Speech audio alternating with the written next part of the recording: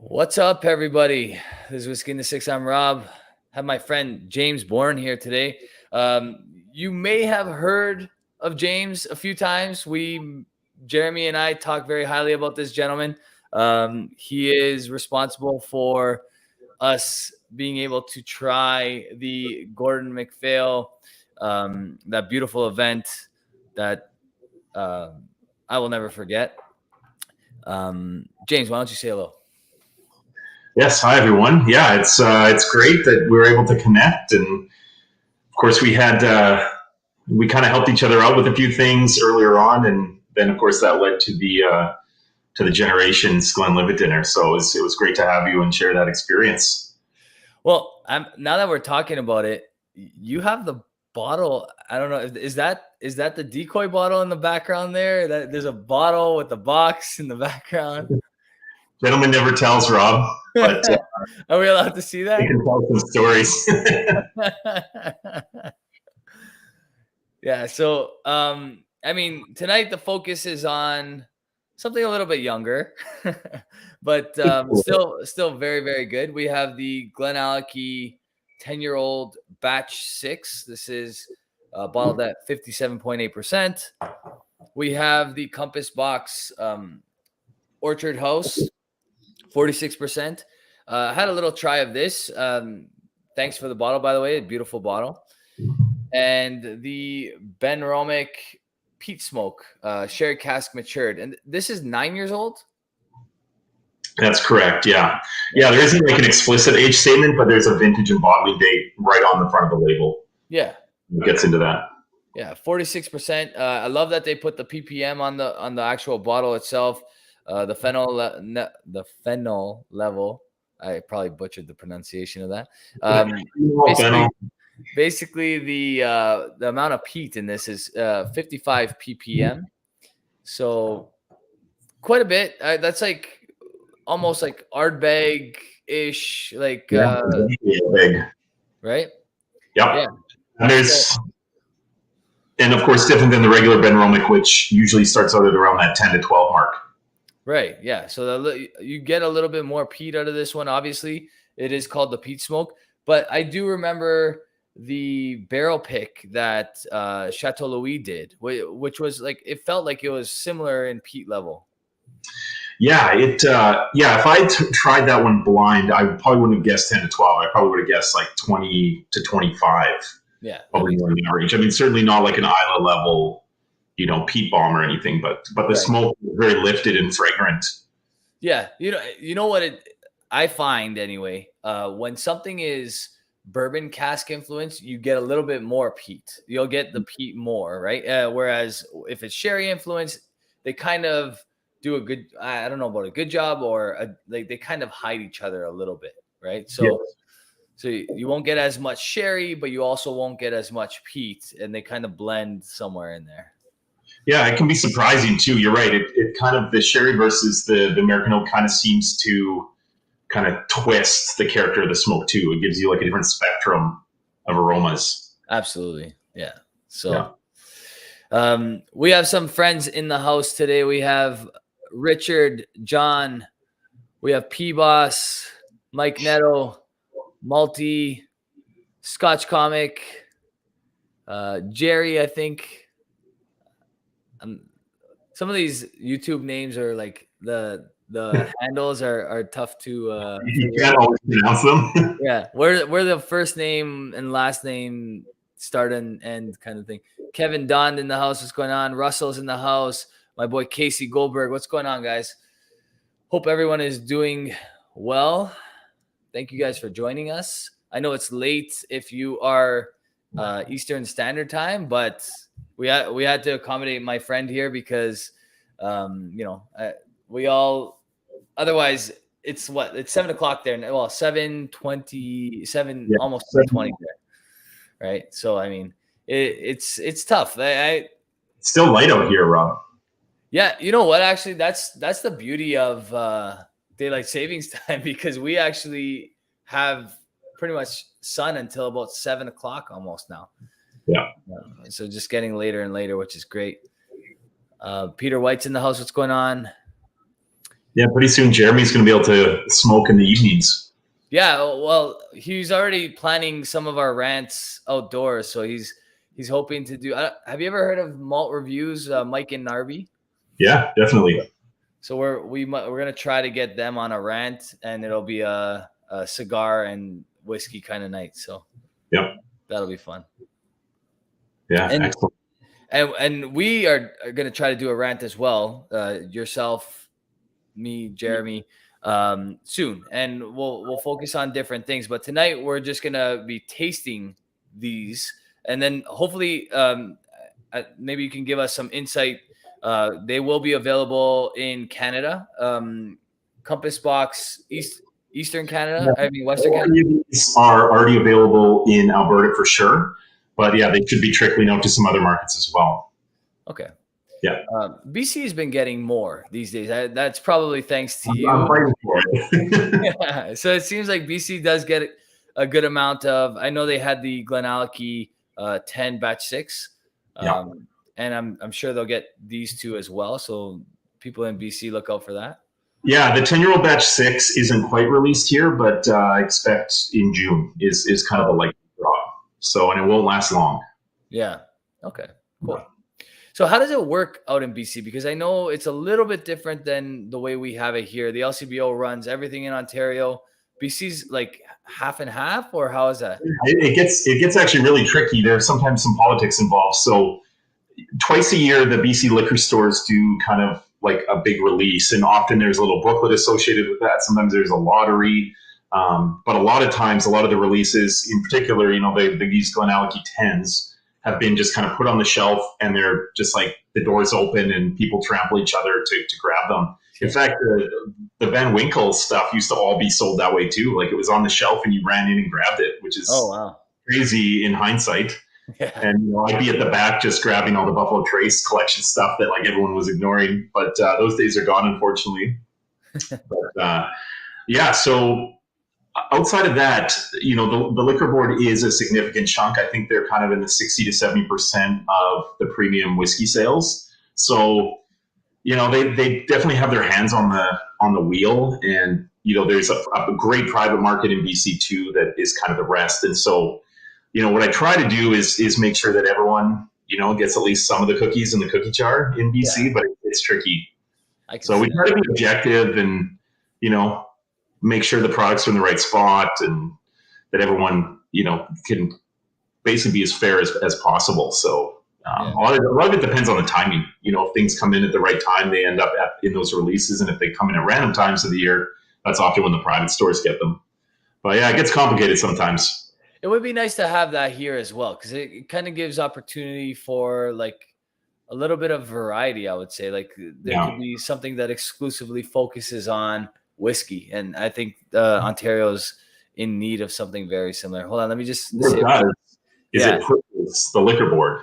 Right? Yeah, it's just completely. Yeah, let me just say quickly, thank you to these gentlemen over here. Casey, thank you so much for the super chat, buddy. Really appreciate it. Casey actually sent Jeremy and I a bunch of like ridiculous samples that we have to get through together very soon. So hopefully we'll get a chance to do that. Jeremy had to work tonight, unfortunately. And then Russell, thank you so much. He says, I'm not sure what I paid for. But it better involve Casey taking his shirt off. So Casey, send Russell a shirtless picture, and I think he'll be happy. Thanks, Russell. I really appreciate it, buddy. I kind of imagine Casey having like layers of all the different new whiskey order shirts, and just like as he takes one off, there's another edition underneath. Honestly, I need to get myself a new whiskey order shirt. That needs to happen soon. Now I'm not wearing mine because I gotta talk to Russell and get him. I gotta send them some cash for that. That'll happen soon. Actually, I want to have Russell on the channel as well very soon, because they're doing some cool stuff out there as well. Yeah, sorry, I interrupted you there for a second, but I want to let's start with trying this Glenallachie 10. Dare I ask you which is your favorite now that you've had a chance to try the batch 6? Yeah, so I think Okay, yeah, it is a tough question. I will say that it would be between the 4 and the 6 for me. Okay. I did love batch 2, but it kind of seems like it's not really relevant anymore, those early batches, because they're so different. Right. Yeah, the 4 obviously is the one that really exploded Glenallachie, in my opinion. It's also the first whiskey I thought they released that like really captured what to me is now like become the house style. I mean, I'm sure you've noticed that, even with batches of the 12 and 15, like things have kind of like leveled off stylistically. Yeah. And like, I don't feel like each consecutive batch is like a big change from the previous one anymore. Sure. And the 10-year-old just kind of feels that way too. I mean, the 6 doesn't feel like a massive departure from the 4. Right. Yeah, if I was really backed into a corner, I'd probably pick batch 4. Yeah. Fair enough. It's funny because everybody I ask that question to has a different answer. Like some people really like the 3, and then some people really like the 4. A lot of I think 4 tends to be like the one that everybody talks about. Yeah, the 4 has this really grippy, like dark caramelized quality on the finish. To me, the 6 was a little bit softer. Yep. Something I'm noticing is that with this sherry style that Billy's pumping out right now, like you still get that kind of mineral note, and kudos on picking up on that. I think that's really a key note. It's very honeyed, but there's a lot of fruit. Yeah. Yeah, like the recent batches, like that batch 6 of 10, and the most recent 12 of 15s, like they're very fruity whiskeys. Mm-hmm. Very, yeah, I mean they have complexity, but they're just like, they're very rich and kind of just sumptuous. Yeah. So, this one's been open for some time, and it has changed a bit. Definitely Glenallachie. Like you can taste it from a mile away. Yeah, you can identify this blind probably. Yeah, I would be surprised if I wouldn't be able to nail a Glenallachie blind, but I mean, it's easy to say that when you're looking right at the bottle. But I think I might have a tell on certain things, and that would be one of them. Like the mineral note on that Glenallachie is like distinguishably Glenallachie. It's easy to tell, you know what I mean? So I find this one a little saltier maybe than some of the other ones, which is strange to me, I guess, because I don't know where it like lays when in regards to like bodies of water. Like I don't think it's very close to the ocean. No, in fact, the water is like very soft for Glenallachie because it's coming off Benromach. Mm-hmm. Yeah, I know there's kind of some lore that the water sources for Benromach and Glenallachie are very cold. Okay, and that kind of like reduces the reflux, which is part of what gives you that like fruity kind of mouth filling style. So I don't know if there's truth to that, but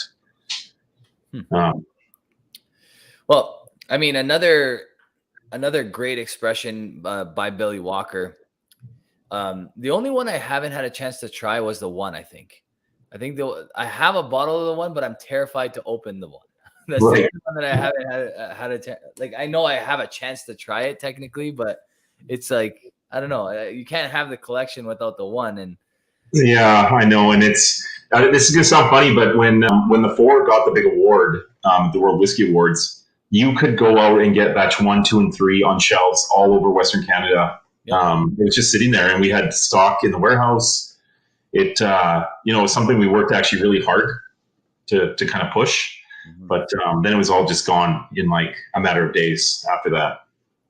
I do remember that because I think it started like picking up steam at batch 3. Obviously, the color difference made a big difference. Yeah, where you started to see it getting much darker. Yeah.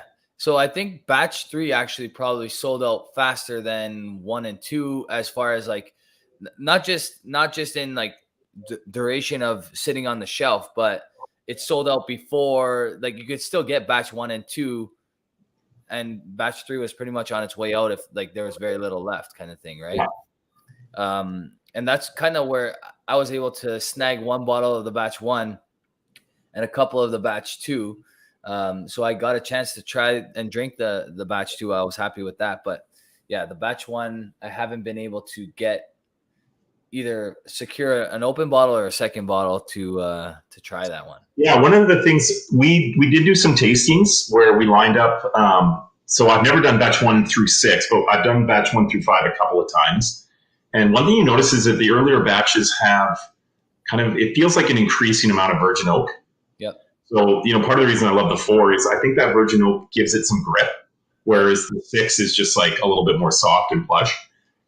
And I thought batch 1 had quite a bit of that virgin oak quality to it. So, yeah, I really like this one. Signature for sure. Yeah. I honestly, I think for me, it's I love the 5. I don't know what it was. I remember preferring the 5 to the 4, and the 3 was like up there for me as well. So I don't know. Something about the 5, it just, if you did a lineup of the 3, 4, 5, and 6, I feel like the 5 drinks the oldest, if that makes sense. Yeah, I agree. Yeah, it'll be interesting to see too. I think something that was interesting about the 5 too is that he was using the red wine casks in there, some of those Rioja casks. So I suspect that what we'll see is that not every batch will be like batch 6, where it's just like cherry, top to bottom. I suspect we'll see a few other twists and turns in future batches. Because that's the thing is he can throw like a single cask in there and put it on the label, and it puts a twist on things. So I suspect that. This is something that just kind of crossed my mind. You're talking about batch 1. Do you know how much batch 1 Glendronach cask strength goes for these days on secondary? I can't even imagine what that would go for. Probably obscene. Yeah, I don't know. That's a good question. I haven't checked in a long time, but the difference there is that I felt like the Glendronach batches went in like the opposite direction that the Glenallachie batches are going. I agree. It was better to worse as opposed to worse to better. Yeah, I mean there was some exceptions to that for sure, but the first few batches were really exciting. Yeah. Yeah, they were older, I think too. That was the thing. Early on, I feel like some of the earlier batches were older, and then it got younger and younger. And I think the newest stuff now, like I haven't tried it since probably batch 7, but maybe not even batch 7. When was batch 7? 2 years ago? Oh no, it would have been. I want to say his last batch was like 8 or 9, maybe. Oh, okay. So, there you go. Yeah, it's all blurry now. So there you go. Then it probably has been that long, and well, great whiskey nonetheless. And this came and went. Actually, it stuck around a little bit longer because there are more made of this one than the previous batches. I think there was 40-something thousand. Yeah, batch 6 was a big jump. Yeah. Some of the earlier batches, there was only like 5,000 or 6,000 bottles. Yeah. And the more recent batches have gone up quite a bit. Yeah. I think it was like 40. It's good to keep in mind that Glenallachie is still quite small. Yeah, true. Yeah. How many do you know roughly the number of casks they have in their warehouse or? Yeah, I know at purchase there was 25,000. Okay. So when I think the bulk of that was kind of, about 15 years and younger, there was some pockets that they had more. They've never published like a full list. Okay. But you can kind of, I always think you can get hints by what they're releasing. And you probably noticed there was like a lot of 1989, 1990 casks that were released. There was a lot of like 06, 07, which lends me to believe that, that's probably where the maturing stock that was unreleased kind of capped off at the point of sale. And there's probably a lot of gaps beyond that. Which is probably why things like the 18 and the 21 have been so limited, right? They just only have so much stock. And I do remember hearing in a recent, some of the material that came across my desk that I think they have over 50,000 casks now, because now it's been 5 years. So in other words, they're laying down stock that they're actually holding on to now. Yeah. And knowing Billy, he's all about getting like the right casks for the job, kind of like, so to speak. So, I mean, a lot of people worry that like they're depleting a lot of their quality stock, but I like to mention that it's only improved over the years, and it's because he recast so Yeah, much of what they already had, right? So I agree. yeah, I agree. And if you have history with like independent bottlings of Glenallachie, or have read tasting notes of Glenallachie cask samples, like I don't think there was a ton of Glenallachie that was in good great wood that was making it to the light of day. yeah, And now we're seeing that Glenallachie from good wood can make good whiskey. So yeah, I think we're going to continue to see more and more good stuff. I would agree. Like, to think that like the best casks have been drained doesn't really make sense to me. yeah. I also think that like since they took over the distilling regime, and they have made some tweaks. Much longer. I think they have the longest fermentations in Scotland now. Oh wow. They'll stay true to the style, but I think the quality will continue to go up over time. Yeah. Can't wait till the peated stuff comes out too. Yeah. Well, the McNair, are they going to continue to run their peated stuff through McNair, or is it going to be its own Glenallachie? Oh, you don't know. You're not allowed to divulge. So, all right, we'll find out. But I'm excited to try the new McNair 10-year-old. That's cask strength. That's going to be really good. Yeah, maybe we'll find a way to get you some of that, because I'm really intrigued too. I think that the first batch of McNairs, like for me, was very interesting, and the 21 I thought was spectacular.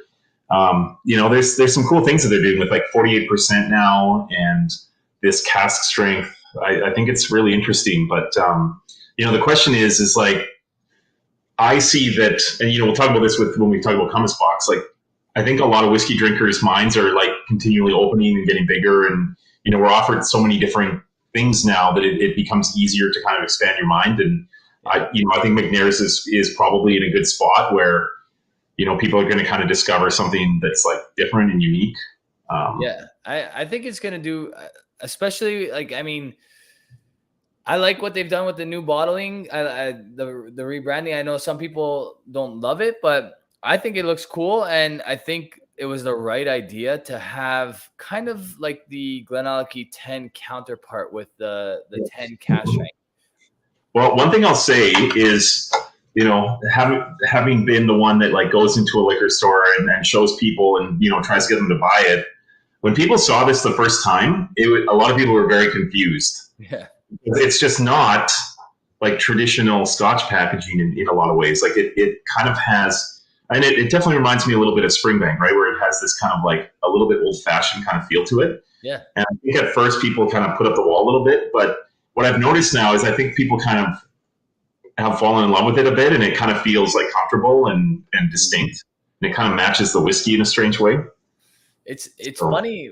Honestly, it's funny when that happened, because I remember just, Glenallachie sitting on shelves, and then one day it just disappeared, and you cannot find any, like the 12 was gone and the 15 was gone. And like, it was roughly around the time where I guess they won a few awards, and the 15 had maybe been out for less than a year. And then all of a sudden, everything just started disappearing really fast. So, and it seems to be the trend. Started coming in.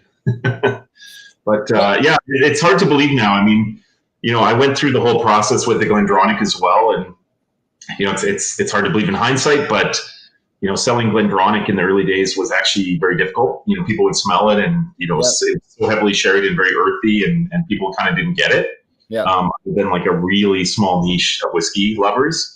But we hammered away at it, and by the end, as soon as it got pulled, that's when everyone was phoning me and saying that it was their favorite whiskey, and I was like, "Where were you the last 5 years?" Yeah, yeah, seriously. You tell someone they can't get something, and it does definitely have an effect. Yeah, and I think a little bit of that with Glenallachie too. But yeah. If you are a lover of really heavily sherried whiskey, there's. Glenallachie is kind of right at the tip of that spear, and there's not a ton of kind of comparables there anymore. I don't think, there's it's obviously a handful of this style, but there's not a ton of options. Yeah, I agree. And everything they're doing well. Like, I know we have two other brands that we want to talk about a little bit as well, but my last thought on these guys is if you pick up the 10 and you're lucky enough to find it, you know you're getting a great whiskey to drink. The 12 is possibly the best, like 12-year-old on the market, or at least top 5. Maybe I'm being nice and saying top 5. I think it's like 1 or 2, to be honest with you. That's one of my favorites. 12-year-olds, I can't think of a better one, to be honest with you. Then the 15 is like it appeals to the sherry bomb lover, and that's exactly what it's meant to do, I think. Doesn't move away from their distillery characteristic. You could still find it if you look for it, but it's not, I would say, not as prominent as the 12 and the 10 and the 18. But they get right back to it with the 18, and you still get all those mineral notes and stuff like that. So however Billy worked his magic with those 4 expressions that most people can afford, he did such a great job in making them all unique in their own way, but all still like stay true to Glenallachie as a character, you know? So yeah, they all have an identity for sure. Yeah. I think that's really cool about what he's doing, and I'm a big fan of his, and I'm looking forward to what I think they had this unique benefit this time in that, like, Glenallachie was such a blank slate. So now I don't think they necessarily knew 100% that this is the direction they were going to go when they bought the distillery. Yeah.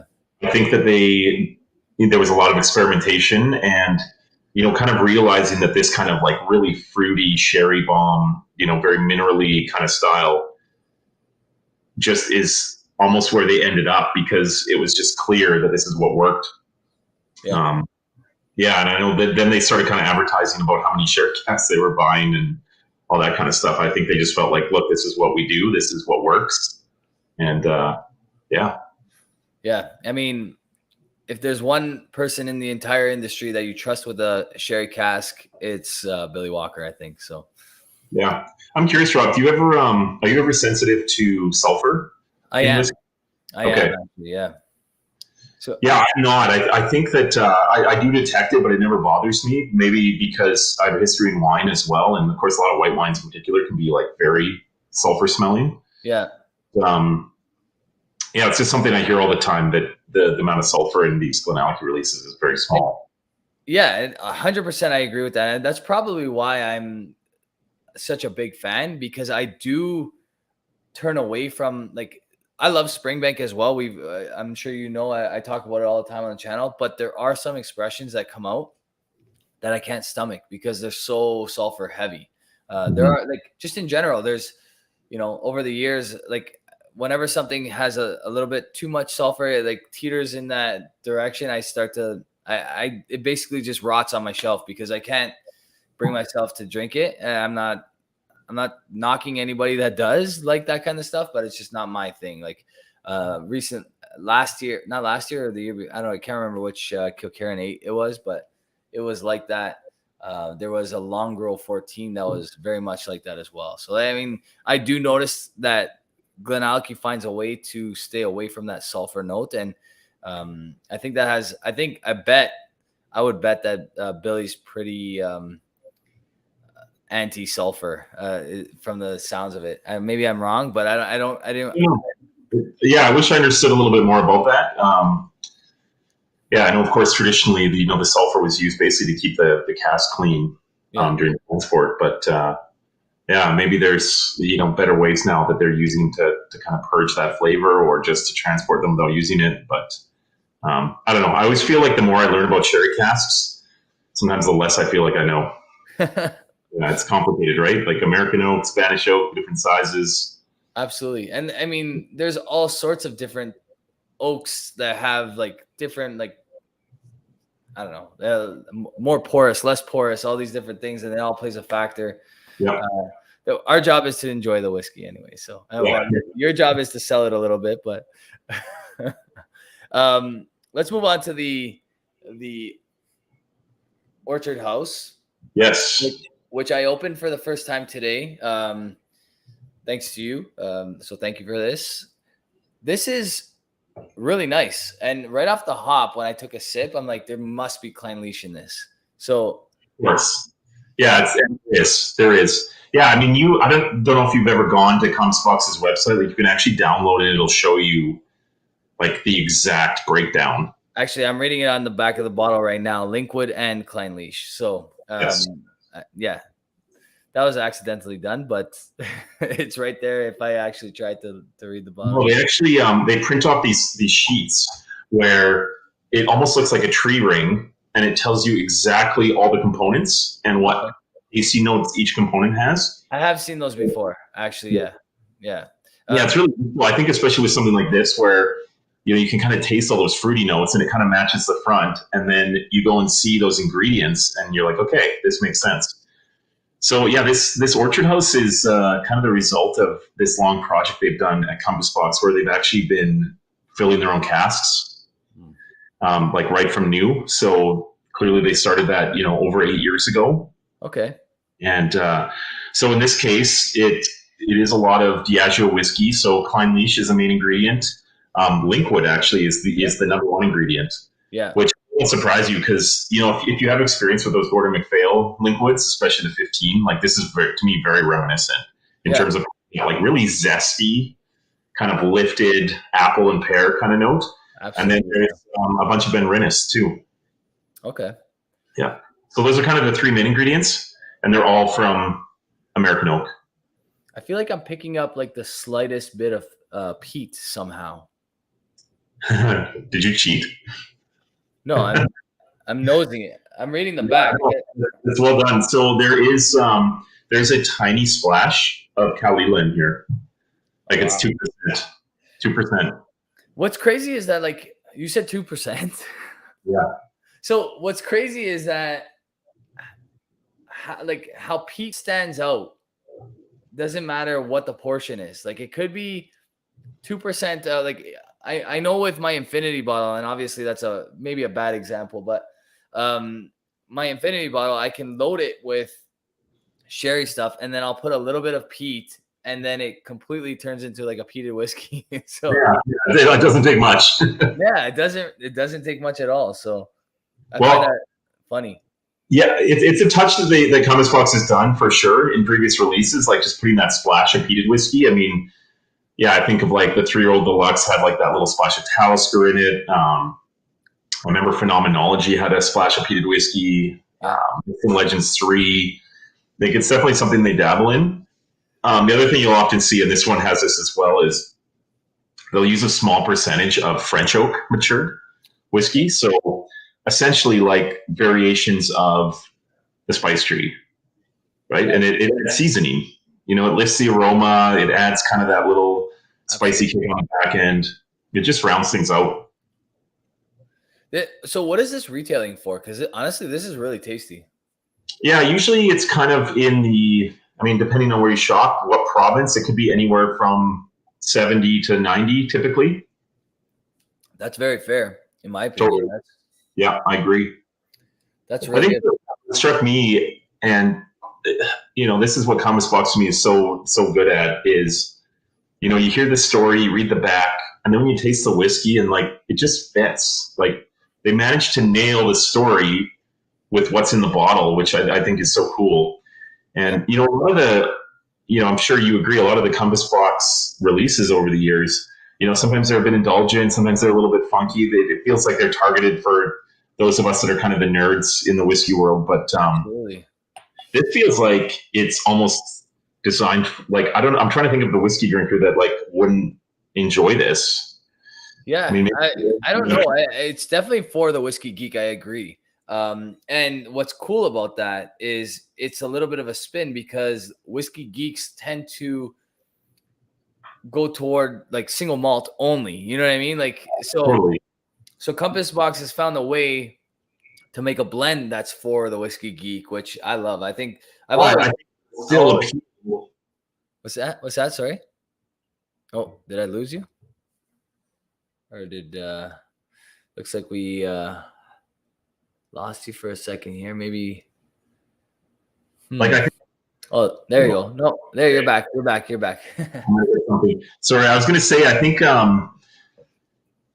a lot of people will buy this that like maybe even weren't whiskey drinkers in the past. And that's what struck me when I saw this is that, like, I don't know, I did work retail at one point in my life, and I've seen how people shop, and I always watch how people that walk in and like ask for help in the whiskey section. I think this is going to like reach across the aisle to certain people. Yeah, I can see that. Yeah. Especially for the price point. It's not like they don't have to spend $200 to get that like funky looking cool bar piece. You know what I mean? If they're not the big whiskey guy or girl. But it's like us that are like, yeah, I mean, if you can get like a crushable $70 Linkwood and Clynelish blend, like I would sign up for that every day. Yeah, absolutely. Honestly, I love Kalila. I love Clynelish. Linkwood's great too.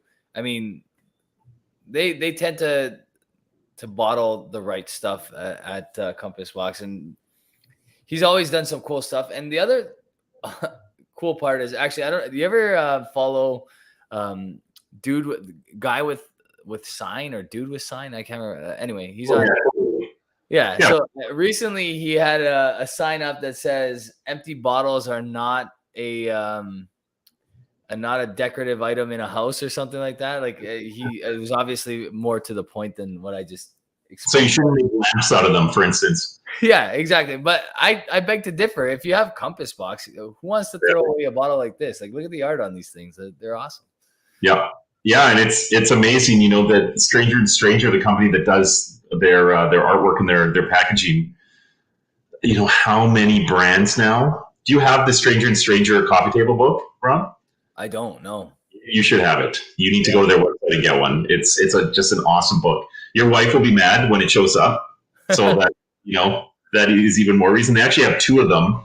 But of course, all the artwork from Compass Box bottles is in there. That's awesome. But you'll also see like so many other products in the market, and not just Scotch whiskeys have gone to the well, and kind of when you go look through, you'll be like, oh, of course that's Stranger and Stranger. In the whiskey world, like all the Bacardi whiskeys, so Glenallachie, Altmore, those types of things. The Sexton, probably not surprising. And then things like Innocent Gun, Kraken Rum. There's kind of a theme, and you can kind of see the line between a lot of those products. That's awesome. It's cool. I didn't know that. Yeah, I'll definitely have to pick that coffee table book up.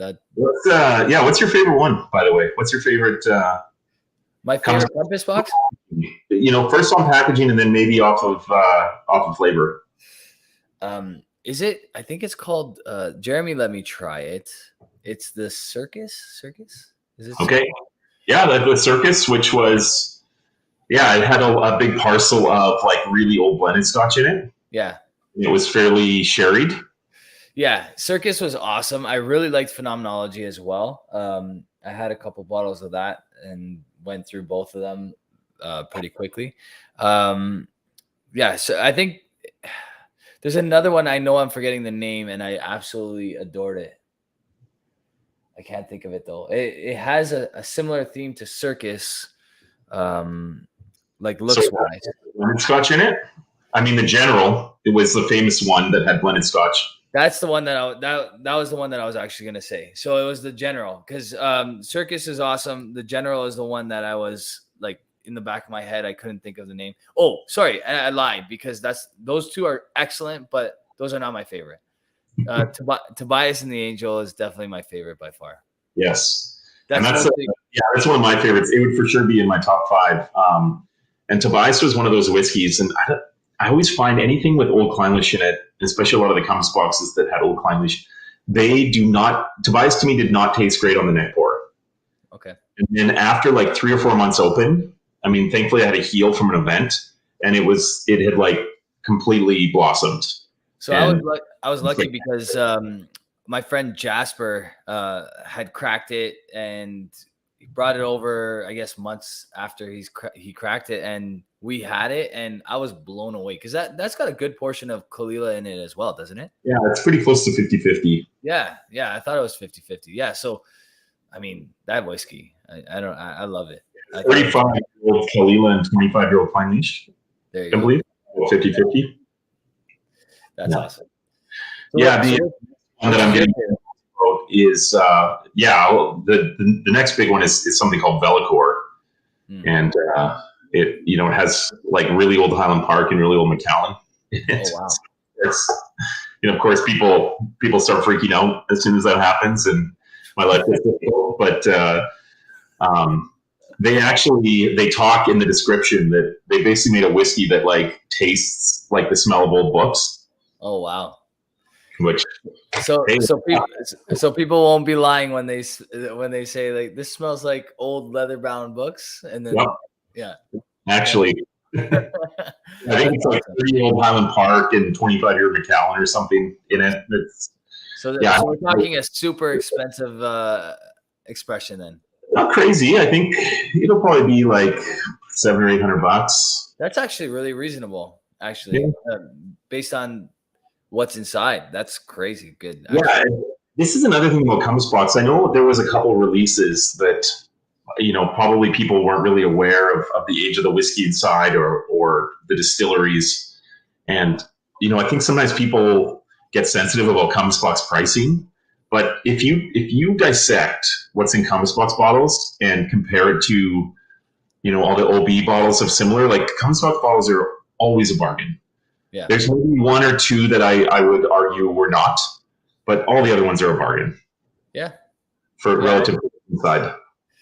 Yeah, I would agree. I mean, their quality, I think they have it right, because in order to always put out a good expression, you have to have your hands on the barrel play. And like, you don't have that luxury when you have a distillery, because you have to put out what's in your distillery.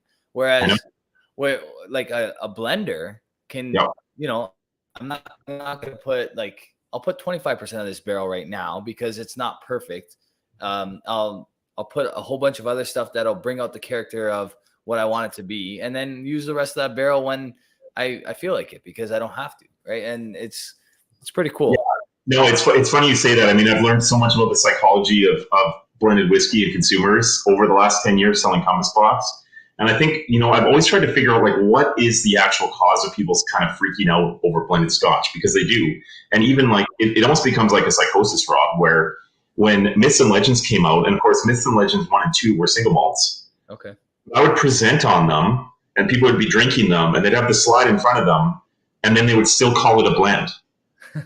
Even though like they knew, like it just, for something about it, I always say like breaks people's brains. And my theory is that I think people kind of naturally assume that a single malt is like the master distiller, like Billy, goes in and gets only the best casks and makes like this beautiful blend. And then like a blended Scotch is kind of like the leftovers. Right.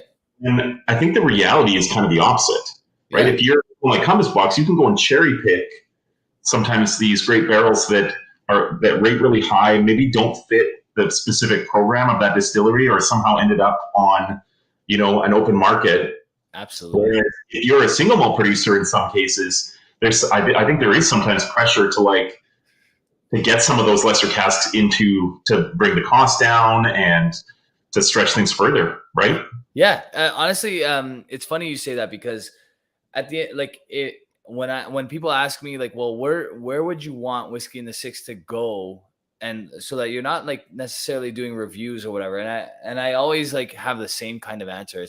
I still want to do the rant because that's just a lot of fun, and it's meant to be fun, and it's been fun, but I don't like, as much as it would be awesome to own a distillery or be part of a distillery or any of those kinds of things. It would be awesome. I would definitely have to think about it before I ever said no.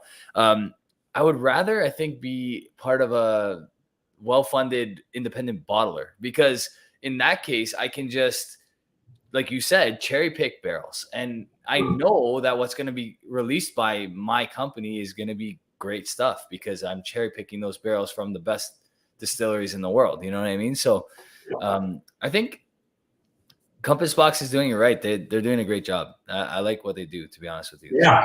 I mean, if this is the first shot for them at bottling their own whiskey that they've matured in their own casks and filled from new make, I mean, it's kind of promising that they're kind of curating their own whiskey now and not just necessarily buying casks.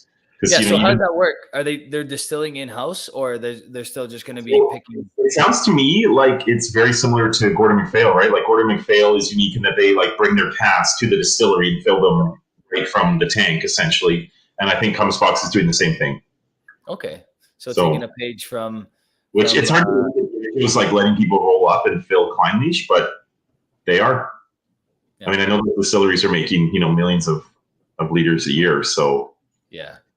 And to give up like 20 or 30 or 40 casks once a year probably isn't a huge bite out of their production. So, well, if anything, it's just another source of income for them, right? Because they have to, make money immediately and then make money long term as well, right? So, yeah, I know what sitting through so many Gordon MacPhail presentations with your carts, it's interesting to hear their perspective, knowing that because they've been through the ups and the downs, and they talk a lot about even like these new distilleries. The ones that have approached them and said like, yeah, we want you to fill our new make. And, they talk about how the ones that are forward thinking understand that, Gordon MacPhail having some of our make aging in their cellars, everybody wins. Yeah. Whereas some people are like, no, you can't have it as a drop because like, they get wrapped up in the short-term profits and the ego maybe, or I don't know what other motivations, but I'm sure. Yeah. I think it makes a lot of sense. Well, Glenallachie. Sorry, repeat that last part. I missed that. It's really pumped the tires of Glenallachie over the years. They've been one of the best sources of Glenallachie whiskey. Honestly, I think it's because Glenallachie blends so well, right? Like it's not it's a complementary spirit. Like it kind of like whatever you add it to, it's gonna enhance it, not dominate it, kind of thing. Mm-hmm. I think personally, like you do, like Compass Box has this kind of lavendery, like some people call it soapy, but I feel like that's almost off-putting. Like it's more just like a lavender. Yeah. And it's like to categorize Compass Box as a whole. It's really tough. Yeah, exactly. Yeah. Well, we were speaking about Gordon MacPhail. Let's move on to the peat smoke from Benromach, which is owned by Gordon MacPhail. That's right. Yeah. So this is they do this range called the Contrast, which essentially is where all the special releases come. So a couple of years ago they kind of tidied up their lineup, and it was when they released the 21. So they kind of have this 10, 15, and 21 that were 43%, a little bit more accessible, and then they do this Contrast range, which is 46%. And there's the peat smoke and the organic. And there's been other ones in this range before. And, there'll continue to be a couple of these releases every year. But, this one really stuck out to me because it just seems to be like, for me personally, like a combination that I'm attracted to. Yeah. What I love about this, it reminds me a little bit of like some of the notes I get from like the Laphroaig 10 sherry, or like it reminds me a little bit of that, like even what's that, sorry? Sherry from last year, Laphroaig, it reminded me a lot of that. Yeah, it reminds me a lot of that Laphroaig, like that kind, and that's just like a testament to like how much peat is in this, because like that combination of peat and sherry tends to like, I don't want to call it black licorice because that might be off-putting for some people that don't like black licorice. I do personally like it a little bit. What's maybe that almost like slightly singed toast kind of. Yes. Yeah. It's like, so it's sweet. It's smoked wood. It's like charred wood kind of note. You do get like that. It's not quite like, it's teetering on medicinal, but not quite. Mm-hmm. Yeah, well, Benromach is using Highland peat source. Okay. So similar to, I think Benromach, would be the same source. I believe Port Charlotte and uses that as well. They're not using Isla peat. Yeah, who else? There's a few obviously but it's more of a local peat. So, you don't get those same kind of medicinal iodine notes. Okay. It's definitely a little bit more of that earthy kind of wood smoke. Yeah. It's funny. I've always gone licorice from Highland peat as well. Yeah. Yeah, what it really, right away was, well, definitely some. I always get like just a touch of that earthy kind of barnyardy thing with Benromach. Because it's a viscous kind of like a slightly rustic kind of feel. Yeah, So honestly, I was gonna say the mouthfeel on this is phenomenal. Like for me, I like it. It's I don't know. It's really nice, and like 46% was the right ABV for this because it's mouth coating, but it's not hot by any means. I don't find it hot. Honestly, I really like this. Yeah, there was an edition of this that released about 4 or 5 years ago that was released at cask strength, and it even was from higher Peat. I think it was 67 parts per million. Oh wow! And that one had a bit of a cult following, but truthfully, I think this is better, and I think that they kind of convinced themselves that the 46 it just drank really well at that strength. And you're right; it's very drinkable, but it still like has tons of sherry, has tons of smoke. To me, the first thing I thought of when I sniffed this was it reminded me of certain long rows that I've had over the years. Yeah, I can see that. Probably even more like certain legigs in terms of having that like heavy sherry cask influence, but then that kind of more earthy type of smoke. I can see that too. It's honestly like, and it's funny because we just mentioned 3 different distilleries, and it does pick up notes of that, but it's unique in its own way. Yes, it is. Yeah, I kind of feel like it would be fun to have like a 10-year-old sherry legig, a 10-year-old sherry long row, and then maybe like some 10-year-old, maybe Port Charlotte would be the other one that I would reach for. And it'd be fun to like compare them and get the nuances of Peat because there's like some common threads in all of those, I think. Yeah. Honestly, this is, so what's this retailing for? Yeah, to be honest, probably just a few dollars more than the Orchard House. It'll be under $100 in most places in Canada. Yeah. It seems like this is a stock up on kind of bottle, in my opinion, because like it's a pour and play. Like you don't have to add a drop of water. If you're a Peat head, it's got that for you. If you're a sherry head, it's got that for you. If you like the combination of both, then you're in heaven. Like honestly, it's fantastic. Yeah. And I think this contrast range, like it is going to move around a little bit. I think the organic and the regular peat smoke probably will release annually, but there'll always be kind of some twists and turns. I know that they have some like Bordeaux red wine finishes coming up, and there's one coming out this summer called Caramalt. Okay. Which is, you might be familiar. There's a lot of like caramel beers on the market, and basically it's a malt that's been roasted. Nice. So I'm sure the people in the distillery hate it because it's like a really crunchy, hard grain after it gets roasted. But I can't wait to try it. I know the tasting notes sound like it's very like tropical, creamy. Yeah, I'm a big Two Brewers fan, and I know they use a lot of that kind of stuff, right? So it's in the there's a version of that in the Glenallachie Signet too, I think, because they use like multiple roastings of malt, I believe, in that. Yeah, chocolate malt. Yeah, right. Yeah, I think there's caramel and chocolate malt in that, if I remember correctly. But it's been a while since I've sat through one of Bry's seminars, so it's been a while since I've sat in one of those, and he lives here, so they'll probably start up again here pretty quick. Yeah, I'm assuming it will with now the mandates and stuff like that. Yeah, we've had 40 plus strong almost the whole time. Let's see what these guys are drinking. What are you guys drinking tonight? I know there's been a lot of conversation. I apologize. I was distracted by these beautiful whiskeys, so I didn't get a chance to see what you guys are drinking tonight. So what are you guys drinking tonight? Thank you guys for sticking around. Obviously, the guest was very entertaining, so that's why we had so many stick around for so long. But what are you guys drinking tonight? I know Top Shelf Dustin is in the house. We got Sasha. What's going on, buddy? John just poured some Glenallachie 15. That a boy. Yes. That a boy. Does John have a last name? John Krantz. Yeah. Sorry, what did you say? Sometimes your voice cuts out a little bit. Okay. Yeah, probably means my tenant is streaming something crazy.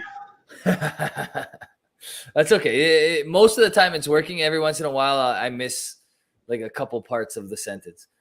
Paul's drinking the Tomatin Cast Strength. Sasha's drinking Gordon McPhail Mortlock 15. That's a good one right there. Timothy's also drinking Glenallachie 15 and the Aaron Bodega. I really like that Aaron Bodega, and obviously I love that Glenallachie 15.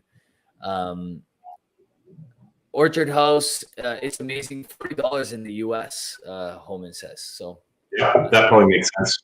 Yeah. Yeah. Top Shelf just poured Compass Box. Do you know that one? He's saying it's disappointing. Which one? This is the newer one that you're talking about. Yeah. So maybe is that a neck pour, Dustin? Because it could be, everything. No, something else I learned with Compass Box is, and I would encourage anyone who's into this sort of thing, go to the Whiskey Base review for Tobias and Angel. And I've always thought that for some reason, the expectations with Compass Box bottles are always, again, there's some psychology at play there, I think, for sure. Yeah. So, I think Bellecour, I think lots of people are going to love Bellecour, and I think lots of people are going to hear that it's Macallan and Highland Park and be disappointed, especially after paying like $700 or $800 for it. But I can see that. Yeah. Is it all sherry or is it some bourbon cask? There's mix. It's a mix. So, yeah, I just, I don't think, I can't think of something that Compass Box has released out the door that I felt like, wow, this was a total miss. But again, especially when you're talking about something that's $700 or $800 with older whiskey, there's going to be a lot of expectation attached to that. So that's the way it is. I think, no matter what, there's going to be people happy, people disappointed. That's just the way it goes, right? The Owl Dog's drinking Glencaidem 9. Garrett's drinking coffee right now. It's not a bad guy. What a hard. I mean, depending on where you are, you're a trooper. Because if I drank a coffee at 11 o'clock at night, I'd be done for. Like, I would not sleep. No doubt. Well, that's in the summer for whatever reason. I can sleep if I drink a coffee late, but during the school year, like while I'm working, it's impossible.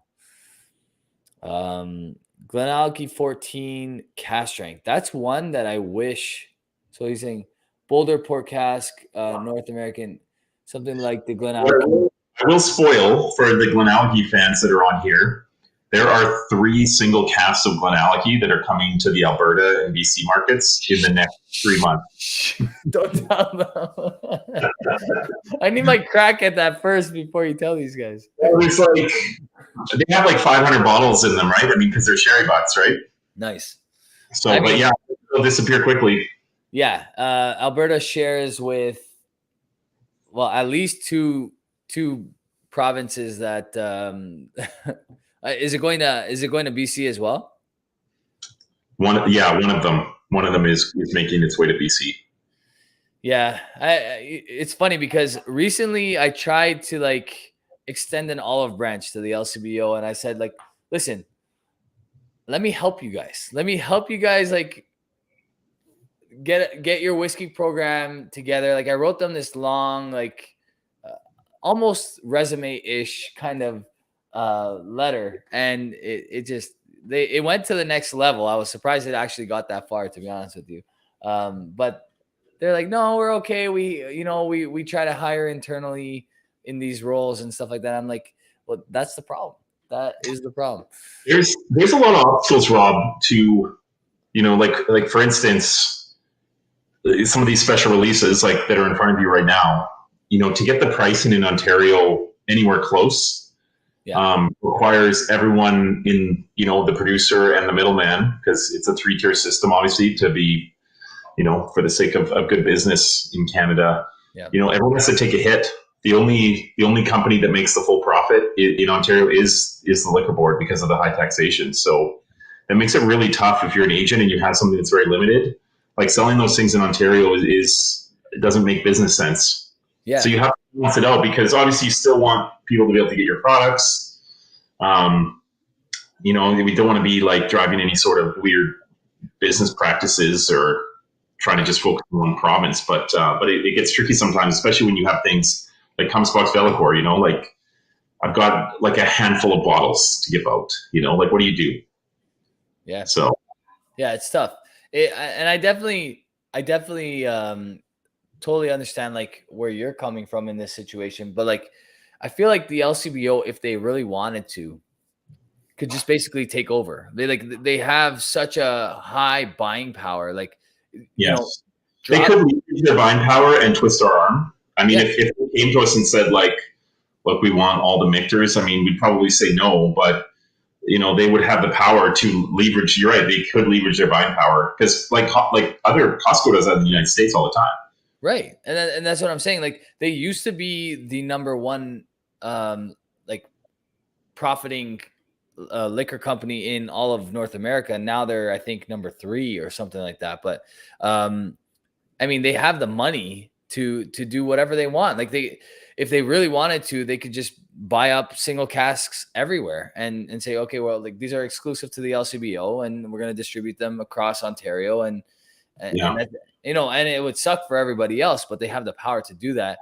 But it was almost like I almost went as far as like Jerry Maguire, like Tom Cruise, like with Cuba Gooding Jr., like help me help you kind of like situation. Like it was unfortunate because they don't know what they're missing out on, and it's I deal with both the Manitoba, Saskatchewan, and BC liquor boards, and all I'll say is that it is an endless source of frustration. There's lots of really, really great people, and there's good whiskey people in all those companies. Yeah. But their hands are tied, and working with the liquor board will turn you into a capitalist pretty quick because you do realize that it's at the end of the day the consumer loses. Yeah, they do.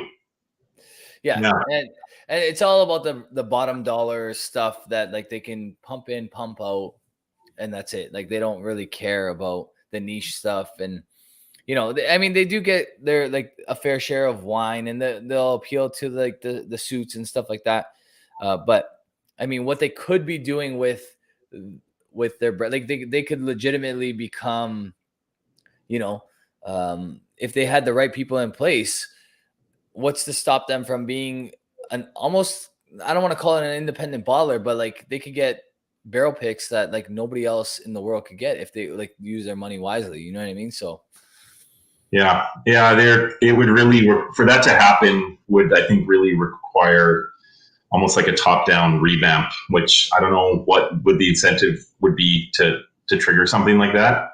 Yeah, I don't think it's possible because based on what I've observed, it's like from the things that I've been invited to, where the LCBO was invited to as well, and like they had their representatives that are picking a cask or whatever. Like I've been invited to a couple of these situations. It's like, daddy was employed and passed the job on, like, got the son employed, and then this guy is in charge, and really he doesn't care because he's making whatever. It's very political. So and always remember the biggest thing for these liquor boards is they're cash cows for the government, like massive cash cows. Very true. So it really, the amount of taxation that comes in from the liquor boards. But I mean, you could make the argument that, more open markets like Alberta, are stealing business because they're more competitive, and they are. They are. Yeah, they absolutely are. I mean, I think the numbers, 80% of online business in Alberta goes to other provinces. So that's a huge number. That's an enormous number. Yeah, that is an enormous number. I mean, I'm sure that's not great for the other provinces. Basically, it pushes them to change. You would think, right? That should be the final solution, right? Is pushing them to change. I think for sure the Alberta market, being as open as it is, pushed Saskatchewan to open up. I really do, because Saskatchewan now has a somewhat open market, and it's like you'd see Costco and Co-op are like, and some of the private stores there are doing very well. Very quickly, they're growing quickly. Yeah. So. Yeah. I mean, you just leaked another secret tonight there. So there's going to be some people hitting up the Saskatchewan border now. Yeah, look, at the end of the day, like I want the consumer to win in Yeah, these scenarios, right? I want them to get good whiskey. absolutely. I want them to get it at a good price. So And yeah, honestly, like, and that's actually one of the controversies that I have to deal with regularly is I get comments like, why are you telling everybody where we're buying whiskey? Why are you telling people all the secrets and stuff like that?" It's like, listen, I cannot and appeal to the one small group of Canadians, or I can be honest, which is what I'm here, why people are tuning in, and I appeal to, yeah, maybe I'm upsetting a group of people, but I'm also helping people that have been literally deprived of the opportunity to buy whiskey at a reasonable price for such a long time. You know what I mean? So that's really, I I mean, hear crazy stories of like people in Ontario and Quebec like ordering whiskey and driving across the border, and like we yeah, shouldn't have to do all that stuff. We just no, shouldn't have to. no, you're right. Like, and it happens all the time. It happens a So lot. Yeah, yeah, anyone who's a passionate whiskey person, I guarantee you, has all sorts of like really wacky stories about sourcing bottles in Canada, which absolutely. it's tough to blame us for fighting back against that. It really is. I currently have uh, a few bottles of Springbank sitting at a cousin's house. It's not even my cousin; it's my wife's cousin in New York. Just Yeah. in order to like secure these bottles. So, I mean, that's one of many. Well, there's Like, certain states in the U.S. where Springbank is easy to get, right? So yeah, for Pennsylvania, you can just walk in and grab it at a lot of stores. yeah. Pennsylvania, even Massachusetts is pretty. It's sitting on shelves for whatever reason there too. So, yeah, it's crazy. But I won't keep you too much longer. We are over the hour mark now. Um, really quick, maybe each brand you can tell us like what to expect, or if you, or even just where to expect these when they do drop. Yeah, for sure. People are going to be looking for them. So the Glenallachie 10 batch 6, I think you probably will be able to get at BC liquor stores, probably in their summer spirit release, most likely. That's Okay. probably like the next easiest spot for people to source it. There's probably still some floating around in Alberta. Most of it's probably gone already. Um, I won't say about Quebec. I don't work with Glenallachie in Quebec, so I think it's probably already come and gone there. But batch 7 is already on a boat. Okay. So exciting. I won't share too much about that, but yeah, I'm sure you'll end up with a bottle, Rob. It sounds exciting. So I'm pretty pumped. I'm pretty it's pumped. also cherry. I missed the UK release, which rarely happens for the Glenallachie 10, but this time I did. So I'm It's hoping. getting yeah. I mean, we are now officially on allocation even for the 12 and the 15 in BC Wow, and wow, Alberta. So that's scary. yeah, it really is. It really is. So, but yeah, at the end of the day, it's a small operation though. So what do you do? But yeah, the peat smoke sherry again is, I think it's landing in Alberta like as we speak. Probably last week, this week, next week. Like you're kind of right on the cusp right now of it should be dropping pretty quick. And in BC, probably in about a month for peat smoke sherry. So it'll be out there for sure. You'll be able to pounce in and grab some. There's a Yeah, decent amount. people are gonna want this. Like, this is gonna sell really well, and I actually really like it. So I think there'll be another batch of that will come down the pipe eventually too. You know, it might be a couple years away, 2 or 3 years away, but it'll come back.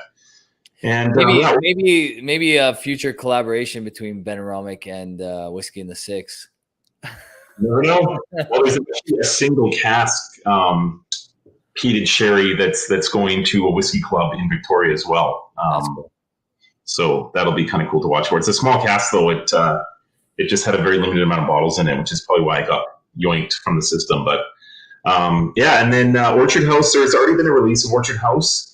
I mean, Orchard House is supposed to be something that's available year round, but I don't think it's going to work out that way. I think the demand has been just huge. And Yeah. again, I really feel like what I'm noticing is that Compass Box is crossing the aisle with this and starting to appeal to people that normally are not Compass Box drinkers. Mm-hmm. So, Yeah, but it's landing in BC probably just before Father's Day, like end of May. I expect it to be in stores, and there'll be more in Alberta around that time as well. okay. Like a lot in Alberta. Oh wow. Okay. So there you go, guys. Now you know exactly where to find these. Honestly, I love all three. Reviews going to be coming up on each of these very soon on the channel. And James, Jeremy and I are going to have you on the channel to do a rant. That will be a little bit more focused on different things. We didn't talk about Jeremy enough tonight, did we? This was our opportunity. I know we should have actually taken the opportunity to make fun of Jeremy. I mean, we still have time. We could actually still do that. There's always time to make fun of Jeremy. Yeah, we could have done some latte art and gotten some cigars, just pretended to sniff them. I feel like Jeremy's probably at his console, watching on his phone. Oh, for sure. He's getting TSN is paying him right now to watch us. That's essentially what's happening. I hope I didn't just get him fired. But yeah, no, we will be doing a rant soon. You were awesome tonight. Thank you so much for joining. Thank you for the bottles as well. And if you don't know already, little spoiler alert for the 48 of you that stuck around and were super loyal. James actually sent some samples of Wolfburn, which Jeremy and I will be enjoying with none other than Ralphie Mitchell. So that'll be happening. Well, we're going to be recording rant 2 with Ralphie on Monday, if all goes well. And then it'll probably come out maybe the Wednesday following that. So going to be good times coming up. And James, you're going to be on a rant soon. We will get that in the books, schedule that out. We just started taking on, well, other than Ralphie, we just started taking on guests on the rant recently. So it's booking up pretty quickly, and we'll get you in there very soon, hopefully. Yeah, I'll think of something that I'm mad about. Yeah, you need to get get upset, and then we'll set it up. And when you're maybe we should read the anger reviews of Vellicor and Tobias and Angel. There you go. Yeah, we can just, you know what? Give us some fuel, guys. If you don't like something Compass Box, put it. Yeah, how much you hate a certain Compass Box bottle, or how much you hated its price, and we'll deconstruct your comment. There you go. Yeah, we'll do another comment type rant, like the one that we did, like the bad comments rant that we did early on. That was a lot of fun. All right, guys. Thank you so much. James, thank you very much. You guys know where to find me. And look what he's got in his hand. This is how we're going to depart. This in the air. That's all I can say. We know a guy that, actually, I spoke to him today. We know a guy that threw that up in the air, that maybe that exact bottle. Who's obviously got brass testicles, because there's no way out. I don't believe that either. The email that I got after that picture got posted, I'll tell you. I can just imagine. That was going to be the end. Thank God. We'll ever let a Generations bottle get out of their sight ever again. Thank God he caught it. That's all we have to say about that. All right, guys. Cheers. Thanks, everybody. James, stick around. We'll depart offline. Yeah, absolutely. Well, this is what happens when this happens once in a while. One sec, sorry. I get to read all the people that have been texting me, basically trash talk me. We're still live because this exit button doesn't want to work.